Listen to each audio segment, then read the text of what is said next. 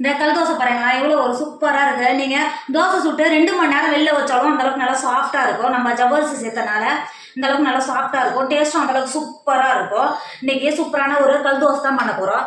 நான் இது கூட தக்காளி சட்னியும் தக்காளி குருமாவும் பண்ணியிருக்கேன். இதோட டேஸ்ட் அந்தளவுக்கு சூப்பராக இருக்கும். இது கூட தொட்டு சாப்பிட போது இன்றைக்கி சூப்பரான ஒரு கல் தோசை தான் பண்ண போகிறோம். எப்படி செய்யலான்னு பார்க்கலாமா?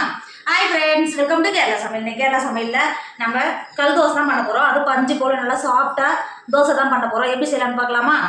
இந்த கல் தோசை பண்ணுறதுக்கு நம்ம பச்சை அரிசி எதுவும் சேர்க்க போகிறது கிடையாது. புழுங்கல் அரிசி தான் எடுத்திருக்கேன். 250 கிராம் கப்பில் 2.5 கப்பு புழுங்கல் அரிசி சேர்த்து கொடுத்துக்கோங்க. 250 கிராம் கப்பில் 1/2 கப் உளுந்து சேர்த்துக்கோங்க. அதே கப்பில் 3/4 கப்பு ஜவ்வரிசி சேர்த்துக்கோங்க. 1 டேபிள் ஸ்பூன் வெந்தயம் சேர்த்துக்கோங்க. சேர்த்துட்டு இது 2-3 தடவை நல்லா கழுவிட்டு எடுத்துக்கோங்க. பாருங்க, கழுவிட்டு அரிசி உளுந்து ஜவ்வரிசி 3 நல்லா முங்குற அளவுக்கு எக்ஸ்ட்ராவே தண்ணி சேர்த்துருக்கேன். அப்போ தான் நம்ம ரேஷன் அரிசி சேர்த்துருக்கோம், புழுங்கல் அரிசி தான் சேர்த்துருக்கோம். அதனால் நல்லா ஊறி வரத்துக்கு எக்ஸ்ட்ரா தண்ணி இருந்தால் தான் நல்லா ஊறி வரும். இப்போ மூடி போட்டு ஒரு 6 மணி நேரத்துக்கு அரிசி நல்லா ஊறி வந்துடும். மாற்றி வச்சுக்கோங்க. ஃப்ரெண்ட்ஸ், நம்ம ஊற வச்ச அரிசி ஜவ்வரிசி எல்லாம் எந்த அளவுக்கு நல்லா ஊறி இருக்குது பார்த்தீங்களா? இங்கே பாருங்கள். இப்போது இந்த தண்ணியை வடிகட்டி எடுத்துக்கோங்க. இப்போ பாருங்கள், தண்ணியெல்லாம் வடிகட்டி எடுத்துட்டோம். இப்போ ஒரு மிக்சி ஜார் எடுத்துக்கோங்க. நம்ம ஊற வச்சு எடுத்து வச்சுருக்கோம்ல, அரிசியை மிக்சி ஜாருக்கு மாற்றிக்குவோங்க. மாற்றி கொடுத்துட்டு நம்ம வடிகட்டி எடுத்து வச்சுருக்கோம்ல, தண்ணியை உள்ளே சேர்த்துக்கோங்க. நீங்கள் தண்ணி சேர்க்கும் போது அரிசி மேலே இருக்கணும், தண்ணி கீழே இருக்கணும். அந்த அளவுக்கு சேர்த்து அரைச்சினா தான் நமக்கு தோசை ஊற்றுறதுக்கு கரெக்டாக இருக்கும். தண்ணி சேர்த்து கொடுத்துட்டு மிக்சி மூடி இட்லி மாவை விட நல்லா நைஸாக அரைச்சி எடுத்துக்கோங்க. இப்போ பாருங்கள், நம்ம அரைச்ச மாவு இந்த அளவுக்கு இருக்கணும் பார்த்தீங்களா? இப்போ ஒரு பவுல் வச்சுக்கோங்க. நம்ம அரைச்ச மாவை பவுலில் சேர்த்துக்கோங்க. இருக்கிற மாவெல்லாம் இதே மாதிரி அரைச்சி எடுத்துக்கோங்க. நம்ம மாவெல்லாம் அரைச்சி எடுத்துட்டோம். அரைச்சி எடுத்த மாவில் 2 டேபிள் ஸ்பூன் உப்பு சேர்த்துக்கோங்க. உங்கள் டேஸ்ட்டுக்கு அனுசரித்து உப்பு சேர்த்துக்கோங்க. உப்பு சேர்த்துட்டு நல்லா மாவோட உப்பு பிடிக்காம நல்லா கலந்து கொடுத்துக்கோங்க.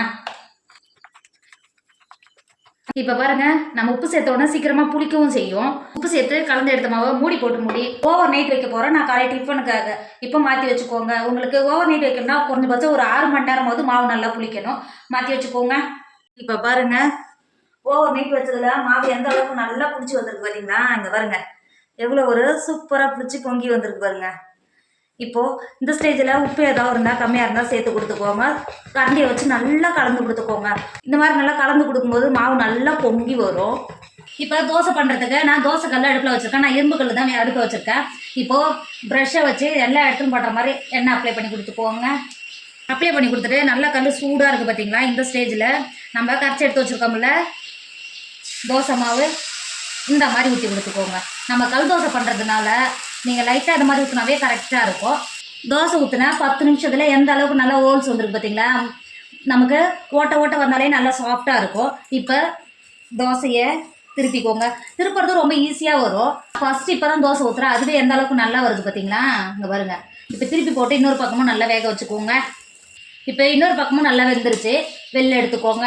வெளில எடுத்துகிட்டு இருக்கிற தோசையெல்லாம் நம்ம இதில் கல் தோசை மட்டும் இல்லை, உங்களுக்கு எந்த அளவுக்கு மெல்லிசாக வேணுமோ அந்த அளவுக்கு நல்லா தேய்ச்சி எடுத்துக்கலாம். தோசை நல்லா கிறிஸ்பியாக வரும்.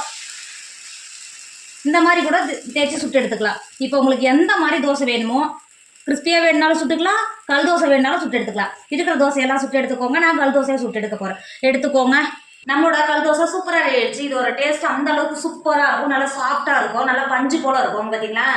இங்கே பாருங்கள், எந்த அளவுக்கு நல்லா பஞ்சு போல் இருக்குது பார்த்தீங்களா? டேஸ்ட்டும் அந்த அளவுக்கு சூப்பராக இருக்குது. இது கூட தேங்காய் சட்னி, மல்லாட்டை சட்னி இது கூடலாம் வச்சு சாப்பிடும்போது இதோட டேஸ்ட் அந்த அளவுக்கு சூப்பராக இருக்கும். கண்டிப்பாக நீங்களும் ட்ரை பண்ணுங்கள். என்னோட வீடியோ உங்களுக்கு பிடிச்சிருந்தா உங்கள் ஃப்ரெண்டு உங்கள் ஃபேமிலிக்கு ஷேர் பண்ணுங்கள். மறக்காமல் கேரளா சமையலை சப்ஸ்கிரைப் பண்ணிக்கோங்க. தேங்க்யூ.